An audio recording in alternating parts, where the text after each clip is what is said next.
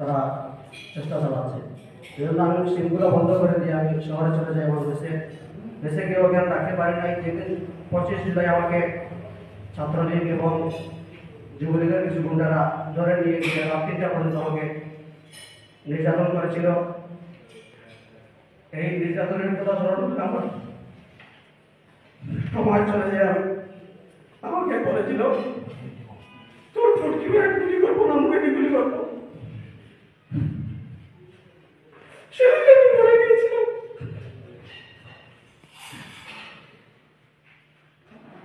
এরকম নির্যাতনের শিকার হয়েছে আমরা দেশের বিভিন্ন স্তরে।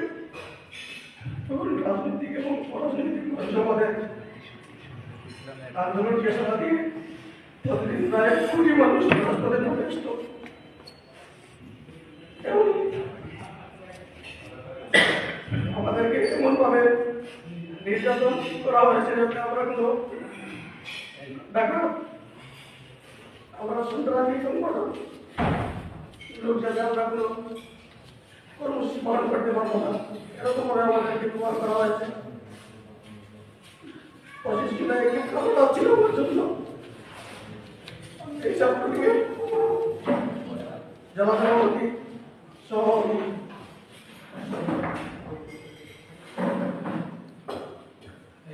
একজন নাম ছিল নাহিদ নাকি যেন, আপনারা চিনবেন, চোরাচালানের সাথে সে জড়িত ছিল। সে আমাকে ধরে নিয়ে গিয়ে আমার মোবাইল চেক করে বিভিন্ন আন্দোলনের ছবি দেখে আমাকে সারা রাত পর আমাকে খুব নির্যাতন করা হয়েছিল। আমার ভাইকে ভালো আমাকে একজন পুলিশ কর্মকর্তা সেদিন আমাকে হেল্প করেছিলেন, তাই সেজন্য আমি প্রাণে বেঁচে গিয়েছিলাম। আমার কিছু আর্থিকভাবে বিশাল ক্ষতি হয়েছিল। আমার যত টাকা পয়সা ছিল সাথে এগুলা নিয়ে গেছে। তারপর 25 জুলাই আমি বাড়িতে চলে আসি। 27 জুলাই দেখতে পাই যে ওরা আমাদের সমন্বয়কদেরকে গ্রেফতার করেছে, টিভি আসাতে নিয়ে চলে গেছে এবং বিভিন্ন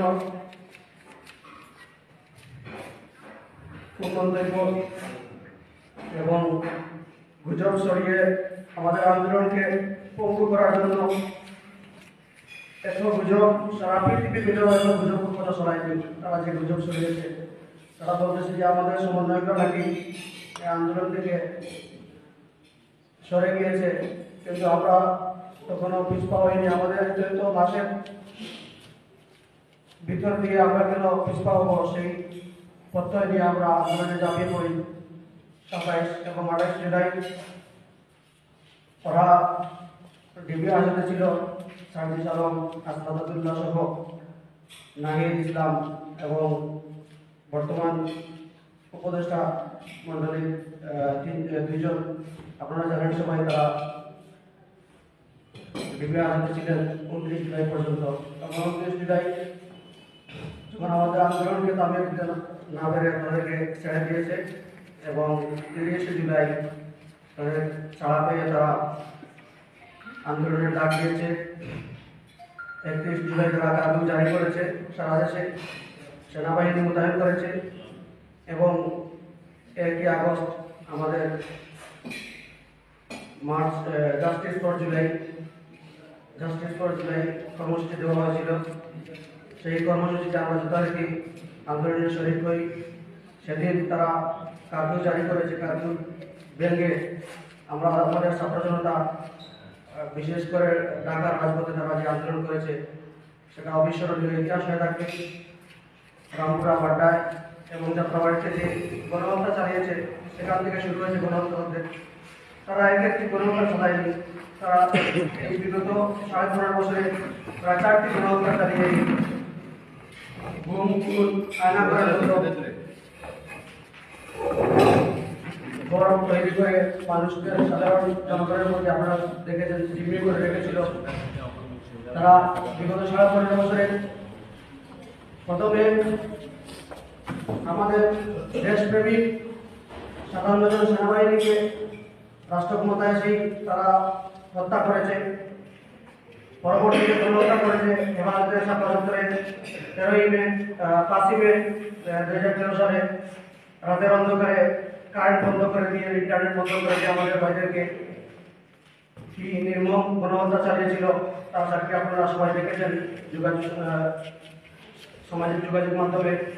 এবং সর্বোপরি 15.5 বছরে যে ভিন্ন মতের অধিকারী হয়েছে তাকেই প্রজাতন্ত্রের কর্মচারী হোক অথবা সাধারণ জনগণ হোক, শিক্ষিত অশিক্ষিত আহ্বানগুলা কাউকে তারা ছাড় দেয়নি, তারা আয়না করে নিবন্ধী রেখেছে। এবং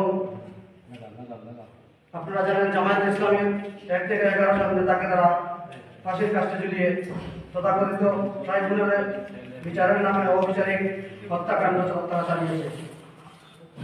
এবং জাতীয়তাবাদী দল বিএনপি সহ বিভিন্ন অঙ্গ সংগঠনের নেতৃবৃন্দকে জেল জুলুম হত্যা চালিয়েছে তারা। এই জুলুম নিপাত করার জন্য ছাত্র জনতা যে জুলাই বিপ্লব ঘটিয়েছে, সেই জুলাই বিপ্লবে তারা গণহত্যা চালিয়ে আমাদের প্রায় 2000 ভাই বোনদেরকে তারা শহীদ করেছে। এই গণহত্যায় তারা 2000 শহীদ করেছে ভাই বোনদেরকে এবং অর্ধ লক্ষ মানুষকে তারা আহত, পঙ্গুত্ব এবং অঙ্গহানি করেছে। আমি 1 আগস্ট যখন 1, 2, 3 আগস্ট যখন আন্দোলন করলাম আমরা, মার্চ ফর ঢাকা 3 আগস্ট ছিল, তখন 3 আগস্ট থেকে আমাদের 1 দফা কর্মসূচি দেওয়া হয়েছিল। প্রথমে ছিল 8 দফা, তারপর 20 জুলাই 9 দফা দেওয়া হয়েছিল। সেই 9 দফা প্রায় 10-11 দিন চলেছে এবং 1 দফা কর্মসূচি আমরা প্রায় 3 আগস্ট 1 দফা কর্মসূচি আসি। যে দেখলাম যে আমরা এই গণহত্যার বিপরীতে আমরা এই সরকারকে যদি রাখি তাহলে আমাদের দেশকে, আমাদের গণতান্ত্রিক এই দেশকে রক্ষা করতে পারবো না। সেজন্য আমরা 1 দফা কর্মসূচি শুরু আসি এবং আমরা অবশ্যই সফল হই। 4 আগস্টের পরে 5 আগস্ট ছাত্র জনতার তীব্র আন্দোলনের মুখে পড়ে পালিয়ে যেতে বাধ্য করেছি আমরা ছাত্র জনতা। যে সকল ছাত্র জনতা এই আন্দোলনে শরীক হয়ে কষ্ট করেছে এবং আহত হয়েছে, নিহত হয়েছে, শহীদ হয়েছে, পঙ্গুত্ব বরণ করেছে। পঙ্গু শব্দটা আসলে আমি অনেক মর্মাহত হয়ে যায়। আমি পঙ্গু হাসপাতালে আমার চিকিৎসা হয়েছে, আমার সার্জারি হয়েছে, হাঁটুতে রক্ত লেগেছিল আমার। 4 আগস্ট যখন আমি আহত হয়েছিলাম, আমাকে এত নির্মমভাবে ছাত্রলীগ, যুবলীগ এবং আওয়ামী লীগের সন্ত্রাসীরা পন্থী রড দিয়ে এমন নির্মমভাবে পিটিয়েছে, আমি মারা গিয়েছি এটা ভেবে তারা আমাকে ট্রেনে ফেলে চলে গেছে। এরকম পরিস্থিতিতে পরে আমাকে আমার সহযোদ্ধা ভাইয়েরা উইমেন মেডিকেল কলেজে সেখানে নিয়ে প্রাথমিক চিকিৎসা করার পরে ইংরেজিনা থেকে আমাকে ট্রান্সফার করে ওইখানে উসমানিতে পাঠিয়ে দেয়। উসমানি থেকে আমার অবস্থা করুন থেকে তারা আমার ওইখান থেকে পঙ্গু হাসপাতালে পাঠিয়ে দেয়। সেই পঙ্গুতে আমি ভর্তি ছিলাম দীর্ঘদিন। একটা দিন একটা রাতও মানে সুন্দর করে ঘুমাতে পারিনি সেখানে মানুষের এত আহাজারি দেখে আপনারা যদি কেউ জেনে থাকেন তাহলে দেখতে পাবেন মানে কীরকম সেই পঙ্গুর অবস্থা। আমি তো আর কোথাও এরকম কোনো মেডিকেলে যাইনি, কিন্তু পঙ্গুর যে অবস্থা এখনও আপনারা গেলে দেখবেন। প্রায় 1 থেকে 4 তলা পর্যন্ত এই আন্দোলনে আহত এবং পঙ্গুত্ব বরণকারী ভাইয়েরা এখানে ভর্তি আছে। তাদের আহাজারি এবং কষ্ট দেখলে বুক ধরানো যায় না। কারো হাত নেই, কারো পা নেই, কারো চোখ নেই, অনেকেই অঙ্গহানি হয়েছে। সর্বনিম্ন আহত আমি, এই পঙ্গু হাসপাতালে সর্বনিম্ন আহত আমি, মানে আমার একটা রোগ ছিঁড়ে গেছে এটাই। আর সবাই হাত নেই, পা নেই, হাঁটি ব্যাংকে চুরমার হয়ে গেছে, রোগ ছিঁড়ে গেছে, মানে অনেক সবাই মানে সরকারের আহত। একজন ভাই আমার পাশে ছিল, তার চিৎকার শুনে আমার কখনো ঘুম আসতো না। অনেক সময় ঘুমা থাকতে ঘুমিয়ে গেলে চিৎকার হিসাবে দিতে আমার ঘুম ভাঙত। তখন তার চিৎকারে এত অবস্থা খারাপ তার, আমি তার মানে ছোট ঘটনা বলি। সে হচ্ছে গিয়ে ঢাকায় যখন মার্চ ফর ঢাকা আমাদের কর্মসূচি ছিল 5 আগস্ট, তো তখন সে ঢাকায় আসার জন্য রওনা হয়েছিল। তাকে বিজিবি ধরে, বিজিবি ড্রেস পরানো ছিল, সে তার ভাষা অনুযায়ী তাকে বিজিবি ধরে একজন তার হাতে ধরছে, আরেকজন তার পায়ে ধরছে, আরেকজন তার বুকে ফাড়া দিয়ে এই বাম পায়ের উঁচুতে রাবার বুলেটের মানে স্পিডটা তার ভাষা অনুযায়ী স্পিডটা সম্ভবত 180টা স্পিডার থাকে রাবার বুলেটের। সেই স্পিডার সবগুলো তার উঁচুতে ঢুকে দিচ্ছে, একটাও স্পিডার মানে বাইরে গেছে না।